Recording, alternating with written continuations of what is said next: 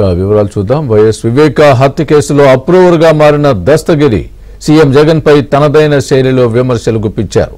జగన్ పాలన రాక్షస పాలనలా ఉందని అన్నారు. జగన్ అన్యాయాలు అక్రమాలు ఒక్కొక్కటిగా బయటపడుతున్నాయని తెలిపారు. జగన్ రెడ్డి ప్రజల్ని మోసం చేసి మళ్లీ గద్దెనెక్కాలని చూస్తున్నారని తెలిపారు. జగన్మోహన్ రెడ్డి పరిపాలన ఎలా ఉందంటే రాజు పాలన పోయి రాక్షస పాలన ఏర్పడిన పరిస్థితి మనందరికీ కూడా తెలుస్తూ ఉంది. జగన్మోహన్ రెడ్డి పూర్తి స్థాయిలో ఎలాగైనా సరే ఈసారి కూడా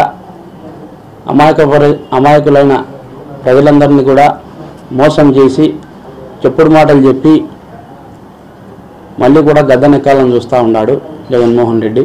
ఒక దళిత బిడ్డను సుబ్రహ్మణ్యం అనే వ్యక్తిని ఎమ్మెల్సీ అనంతబాబు డైరెక్ట్గా చంపి డోర్ డెలివరీ చేస్తే దాని మీద కేవలం కేసు కట్టి జైలుకి పంపారే కానీ దాని మీద ఎటువంటి యాక్షన్ కూడా తీసుకోవడం లేదు ఈ ప్రభుత్వం.